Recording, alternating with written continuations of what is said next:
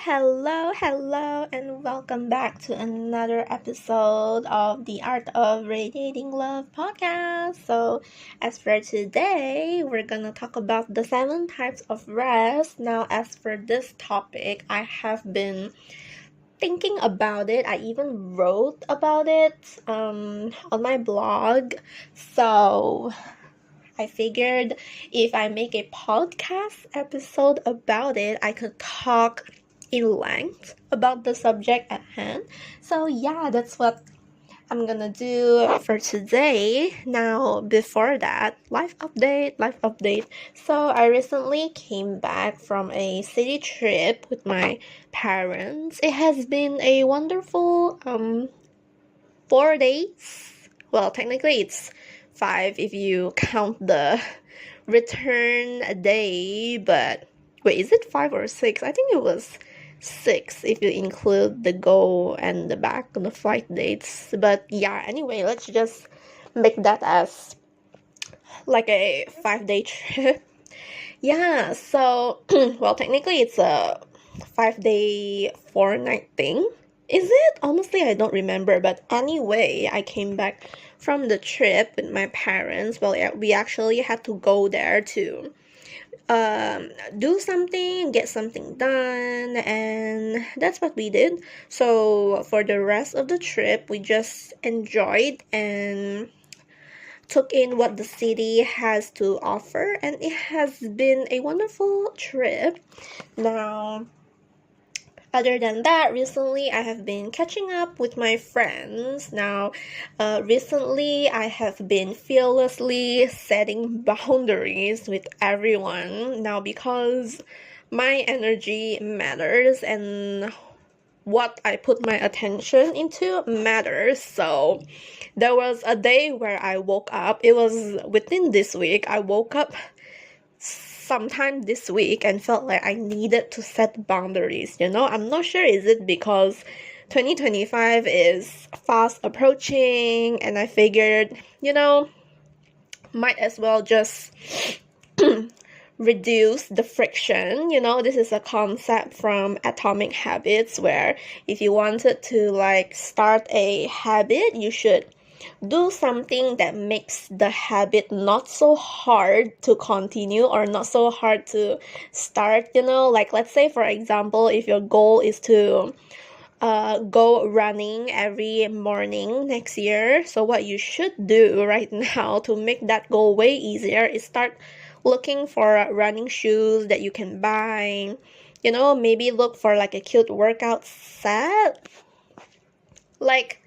Just make it easier for you. So by the time December comes, you would already have gotten those shoes and the workout set, and then maybe 2 weeks or 3 weeks before that, you can actually start small, maybe go out for a 10-minute run, and then by the time January rolls around, you would have been able to run for 30 minutes, whatever works, but reducing friction is so important. That's what I think. Now, other than setting boundaries, catching up with friends, I recently, actually it was today afternoon, a colleague, an ex-colleague actually, I used to work with her last year, 2 years ago, I don't remember, but recently, she kind of looked for me again and asked if I can be one of her references because she's actually applying for an English teacher job, and she said that my recommendation would mean a lot to her just because of the working history that we had together. Now, honestly, she is an amazing English teacher, and I'm so glad that she's teaching again. I believe she resigned last time and then did not teach after that, but right now I believe she's probably teaching again if I'm not wrong. But I genuinely want her to get the job when she told me she's applying for an English teacher position. Now, I genuinely want her to get that job because I feel like being able to teach is such a privilege, and it's actually a very wonderful career to have. in education. So I wish her all the best. Now, I haven't responded to her just because I would like one more day to think about it, like if I really wanted to write that reference for her. But honestly, when I read that message, in my heart, I already knew that I would say yes, and some more, it's like an opportunity for me. I've never written like a recommendation letter for anyone, and this is my first time doing it. So of course, at the same time, I would be able to help her. I myself would be able to learn something from it, and it's like a way of me providing value, and honestly, if it's in my position, I would really want someone to write me a reference for me. So it would be really great to help someone I used to work with. So especially since she's like a really amazing teacher back then when we used to work together. So tomorrow I'll just text her and say I'm so down for it. So yeah. And then other than that, so for today, I actually tried a new to me morning breakfast place. I think it's like an old place, but I haven't tried it before, and my dad has tried it before with his friend, so he brought us there, and honestly, the food is so good.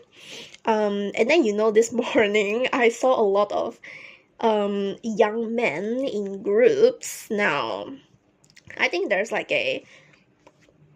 like a sport competition season thing going on lately, because this morning when I went out to eat, I think their coach or the teacher in charge actually came to our table and asked, like, because I ordered prawn noodles, and then he asked, like, oh, are the prawn noodles here really good and such? Do you always eat here? And honestly, it's my first time trying that, but the noodles do look really good, so I kind of just said yes, and then I pointed to my dad, gesturing, showing him that my dad is the one that's came here like two or three times, but yeah, I think he got the hint, and then he said, oh, is it? So yeah, we'll just come back again tomorrow. So apparently, I think he's like the coach, bringing a lot of young men from another neighboring city in my place. I think they all came here for like a basketball competition, I think. But yeah, it's it's a pretty interesting short conversation. Anyway, other than that, we also went to the florist to pick up my brother's graduation bouquet. Now I'm honestly trying to lower that volume down. I actually hid the bouquet behind a cupboard. I'm trying not to say it too loud just so that he wouldn't be able to hear me, because we're actually surprising him this Saturday with his bouquet of flowers that my mom and I planned for him now, because he's actually in like a kuromi phase, so I have been buying him a lot of those. And since he actually gave me the green light, saying that he's okay with his friends knowing he likes kuromi, I asked him that question discreetly, indirectly, in a way where he doesn't know I'm trying to surprise him. But yeah, he's okay with it.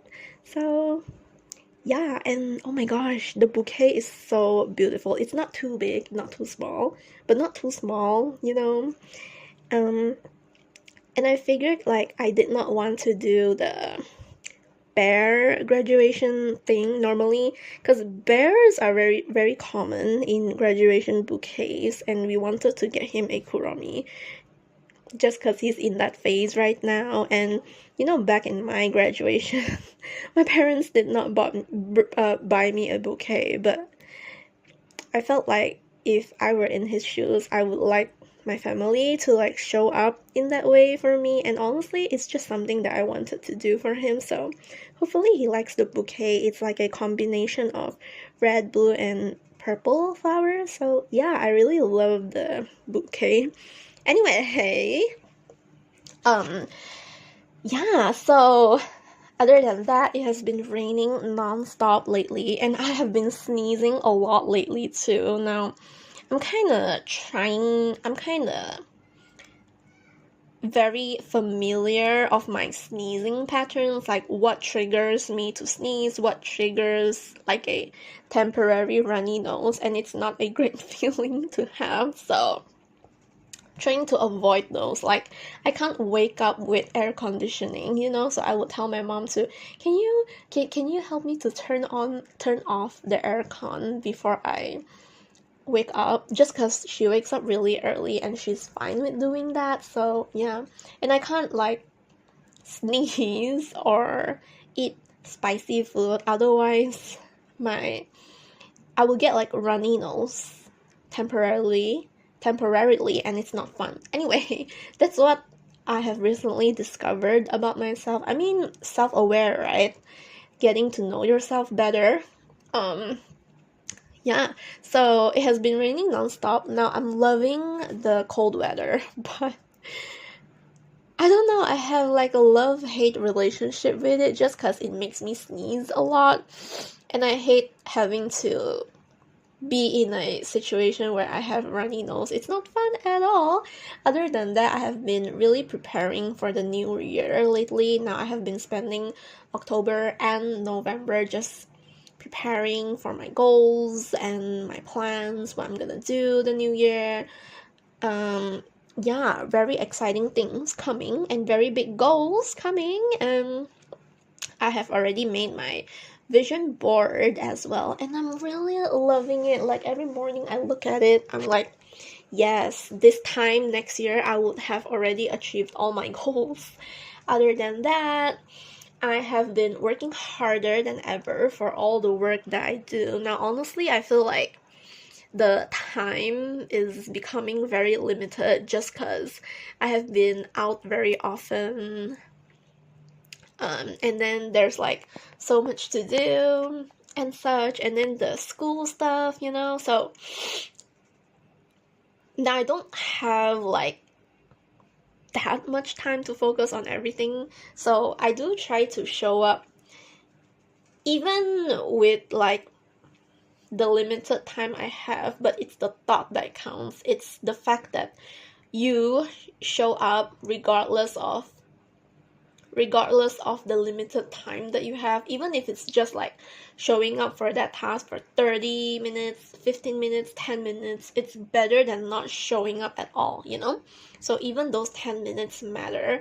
And other than that, what I'm reading, oh yeah, the last time I talked about what I was reading, I was actually still in the middle of reading Wild Eyes. Now I finished that book already earlier this month, and it was so good. I gave it like 5 stars.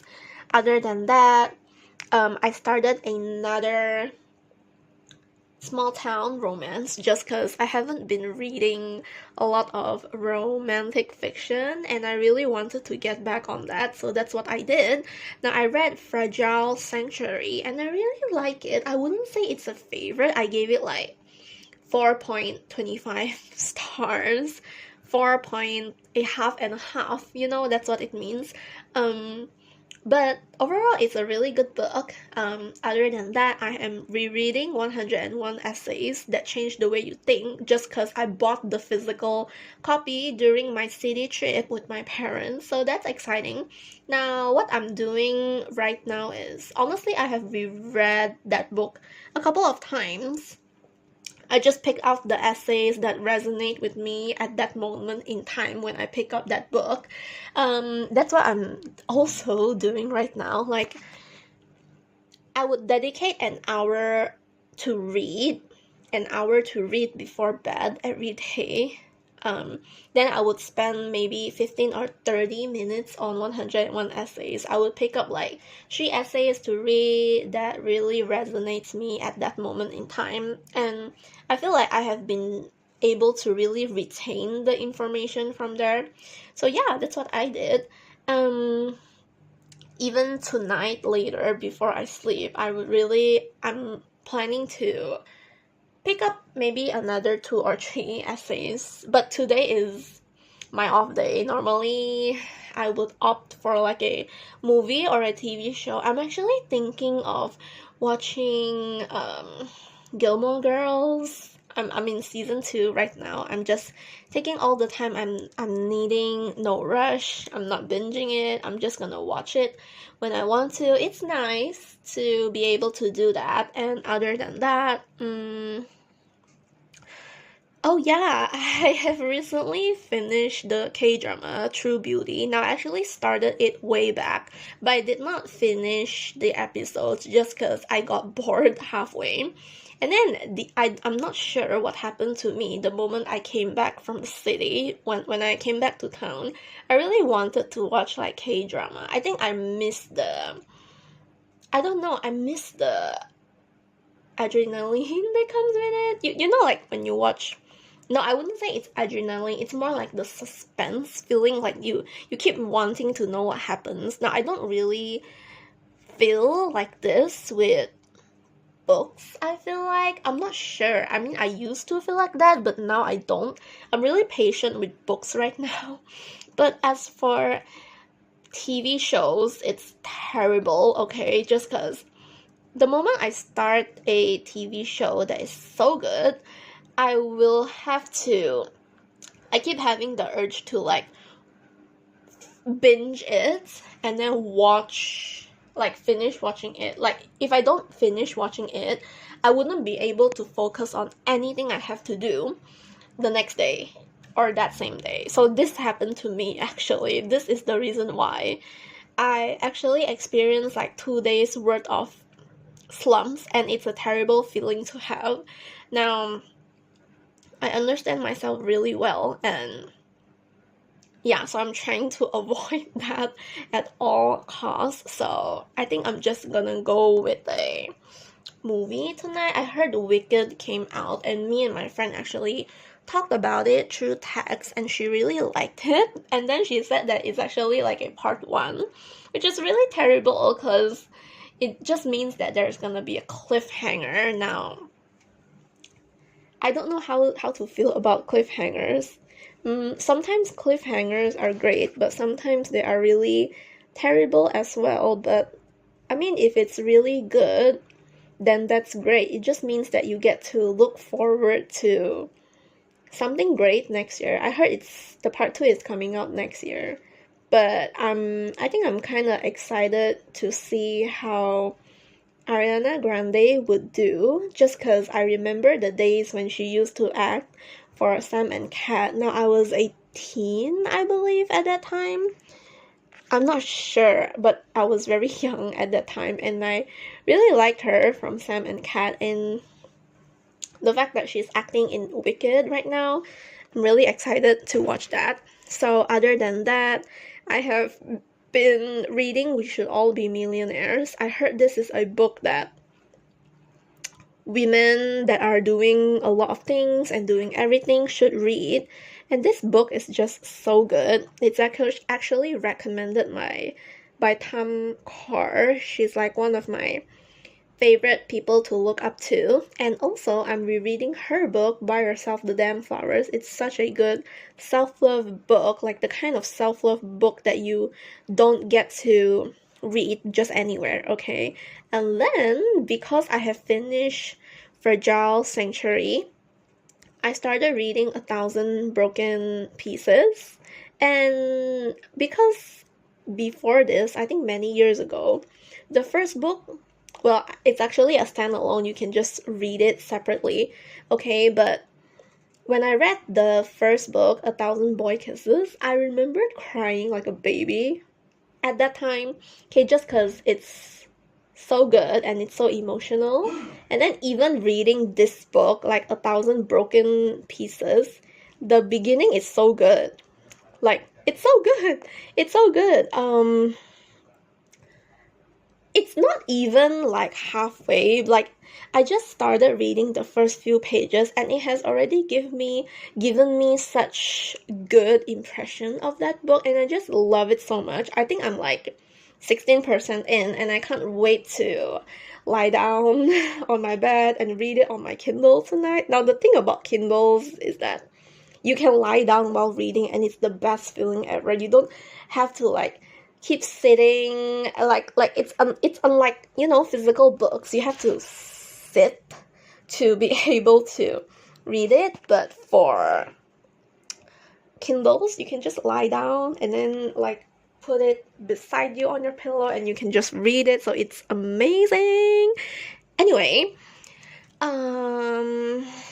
yeah, things I'm loving. I'm just loving preparing for 2025.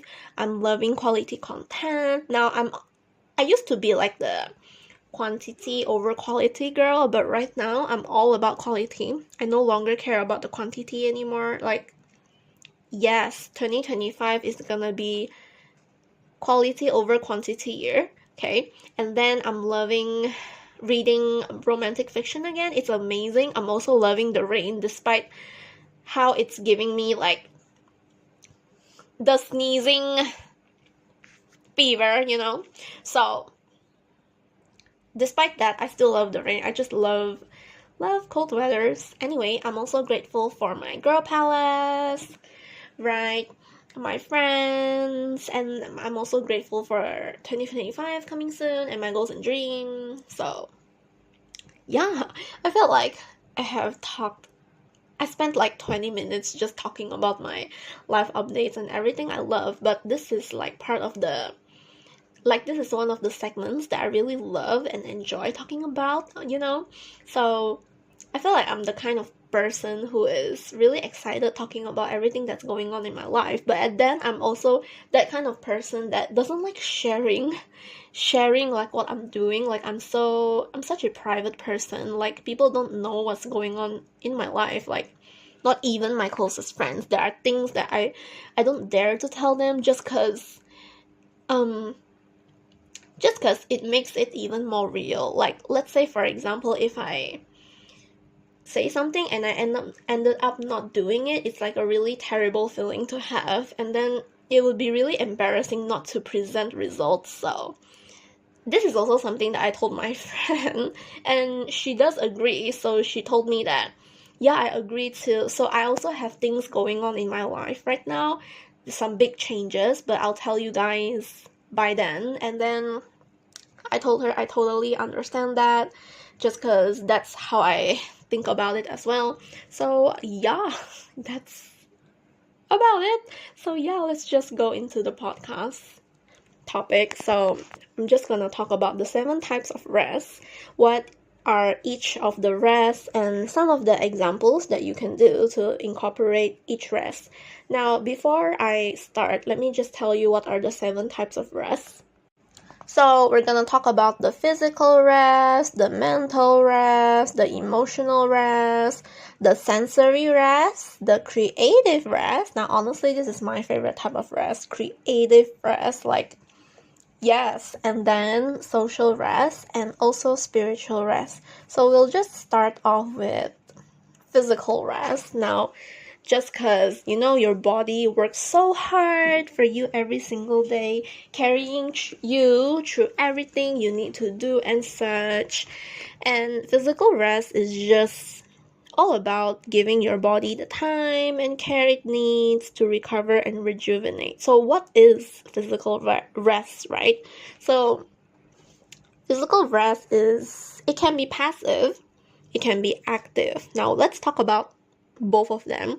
So physical rest, in terms of the passive form, it can be about sleeping or napping. So as for active, okay, it can be like gentle movement that helps your body relax and recover. So it's all about easing tension and allowing your body to restore itself. So for example, you should take a nap when you feel drained. So I have heard from, I think I read this somewhere. I think Brianna Weiss was the one that mentioned this. I think she wrote this in her book, just because I keep thinking about her when I think about what she said.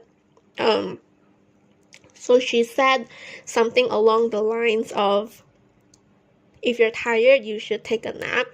So that 20 minutes is like a refresh button for your brain. And honestly, ever since I read that, I keep thinking about that. Now, although I keep thinking about it, I simply feel like I do not have the time to take like a 20-minute rest. Now, obviously, I work from home, but I'm not taking advantage of being able to work from home. You know, when you work from home during your rest or such, you can actually take like a quick 20-minute rest, like a nap, right? And I'm not taking advantage of that. So yeah, when you're able to take a nap when you feel drained, so it's not laziness, it's self-care. Other than that, another example would be to prioritize quality sleep by sticking to a bedtime routine. Okay, and before that, before your sleep, you should create a cozy, restful environment. Now, this is what I do, and this is so important to me. So I normally finish teaching at 10 p.m. and I sleep at 11. Now, from 10 o'clock, I would make the room feel cozy. I would turn on like warm lights, like dim the lights, make it like warm tone, and then I would start reading until I feel really sleepy. Then I would sleep an hour later at 11 p.m. So I really like it because I wake up at 7. So if I sleep at 11, I would have exactly 8 hours of sleep. And let me tell you, on the days, of course, it's not like there are no perfect days, I guess. Like, I mean, not every day is perfect. You know, there are days that I do not sleep at 11 and wake up at 7. There are days that I would, I'm not sure, I would sleep at 2 a.m. or 3 a.m. and then I would ended up only getting 4 hours of sleep, which in turn results in like a very terrible feeling the next day after. So what I'm trying to say is, it's the intention that matters. The fact that you did prioritize quality sleep, making sure you have 8 hours of sleep despite not doing it every day. I mean, if it's just a few times, that's fine, if it's like a rare occurrence. But for most of the days, try to get 8. Now, when I get 8 hours, I wake up feeling amazing, you know? Like on the days where I just get 5 hours of sleep, I can function with 5 hours. I would still feel okay, but not as bad as 8 hours. Now, if I get 4 hours of sleep only, I would feel miserable the next day. And then like force myself through the entire day, and then at the same time having my energy levels at its lowest, so it's really terrible, you know? So try to get 8. Other than that, this is not my thing, but you can try gentle yoga or stretching to loosen up stiff muscles. Now, I do stretch. I do like the child pose for the yoga. I just do that just because I heard it helps with the back. Now, obviously, because I teach and I work from home, I sit in front of the laptop a lot each day, so... And I also want to take care of my back at the same time, so I would just like stretch a bit for like 30 seconds, but it's better than none, right? And then, obviously, after 2 hours, 1 or 2 hours, I would like stand up and then try to stretch a bit, just because when you sit for so long, your body becomes stiff and it's not a really cool feeling to have, you know? So other than that, now, this is not my thing as well, but you can try like a relaxing massage, maybe. But personally, I'm not the kind of person that prefers this, just because I don't like people touching me. Anyway, or you can practice deep breathing to release physical tension. Or you can spend a few moments lying down with your legs up against a wall. So it's like a calming way to boost circulation. I have done this a couple of times, but I don't know. I just stopped doing that like putting my legs up against a wall, you know. But yeah, I stopped doing it just because I feel like there's no point in it. But I heard it's good, so you can try that if it's for you. Other than that, just stick with what works for you, you know. So you do deserve to feel strong and rested in your own skin. Other than that, we'll talk about mental rest. So what is it, right? So your mind is like a muscle, so it needs breaks to function at its best. Now, mental rest is about clearing your thoughts and giving your brain space to breathe. So what it is. Now, when your mind is overworked, it's very easy to feel foggy or overwhelmed. Now, even I have problems following my own advice, but I try my best to take mental rest just because it helps you step back from the noise of constant thinking and regain clarity. So what you can do is you can build short intentional breaks in between your tasks. Maybe even 5 minutes of staring out a window if you have a window, or maybe sipping tea without multitasking can really help you. Now, this is something that I struggle on a daily basis. Now, every morning, what I do every morning is I would write down intentions, like what I intend to do for that day, like what kind of mindset I intend to have for the day. Oh, it's raining. Anyway, like I said, I really love rain. So back to what I was saying, intentions, right? I would often spend my mornings writing intentions like, okay, I intend to take breaks in between. Like I even have like that reminder on my notes app, but I have severe trouble trying to follow what I promised I would do, what I intended to do. So in the end, I would just go with hours and hours of work. I can work for 5 to 6 hours without taking a break, as long as it's work that matters to me. Now, obviously, it's a good thing, but at the same time, it's not that good for my eyes and my mental, and my mentality. So I think it's really important to take intentional breaks now. I'm still learning how to do that, so bear with me. Other than that, you can keep a notebook, maybe like a journal or a notes app to jot down racing thoughts or to-do lists so you can set them aside. Now, this is what I'm really good at doing. I love to-do lists. Now, just this morning, I believe, afternoon, I was actually asking a friend, like, do you use any kind of apps or software to help you keep track of your life, like your to-do list and such? So apparently she remembers things now, but if it's like very important, she would write it down. So yeah, whatever works for you. And then you can practice mindfulness. So focus on your breath, like a soothing sound or a calming mantra.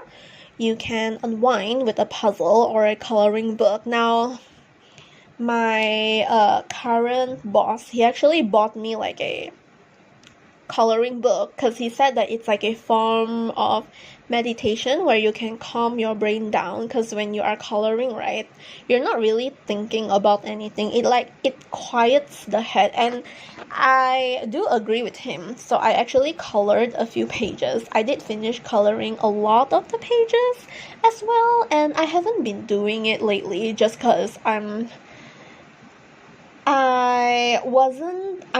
right now not as free as I used to be. Like, anytime I have extra time, I would prefer to do things other than coloring, but I should get back to that, I feel like. But I do meditate every day for 10 minutes, so that works for me. I simply do not have the patience for puzzling or coloring, but I'm okay with meditating just because you don't need to do anything at that time. And then, so yeah, avoid mental overload by turning off notifications and focusing on one task at a time. Now, I focus on one task at a time, but sometimes I do like to multitask. And then the other day, right, I actually downloaded this app called Luminosity. Apparently, it's like an app that I'm not sure what kind of app is this, but I think this kind of app kind of helps you train your brain, I guess. The other day I was opening this app and then there was like a task where I have to do it. It's like a game, you know, you have to sort all these trains onto each of its colors, and that's like a multitasking task. Like, I felt like I was quite good at it. I think I got like 60% or 70% to that. So I think I'm quite good at multitasking, honestly. But obviously it's not perfect based on the score results that I have arranging those chains. I realize if it's like normal, like a normal pace, I'm fine with it, but throughout the end the trains gets really fast and it was really intense, and I felt like I had like a brain overload after that. So whatever works for you, but I would say it's better to do things one task at a time. So yeah, that's a form of mental rest. So other than that, let's talk about emotional rest. Now for this, sometimes carrying emotion burdens can feel heavy. Now, emotional rest is about creating space to express your feelings openly and without judgment. Now, this type of rest helps you shed emotional weight by being honest with yourself and others. So it's about feeling safe to be who you truly are. So let's say, for example, you can talk to a trusted friend, a family member, or a therapist if you go to one about what's going on your mind. You don't have to carry it all alone. Now, this is something that I'm struggling myself. So what I do is I journal, which comes to the next point. Now, you can journal your emotions. Let the words flow without worrying about grammar or structure. Just write what you're thinking about. It helps you, it gives you clarity as well. So you can also practice another thing, practice another form of emotional rest, which is practice saying no when you're overcommitted. Now, this is something that I have been struggling to do for the past few years, but this year I have been very brave at saying no, to things that don't matter to me, or simply when I do not have the time. Now, boundaries do matter.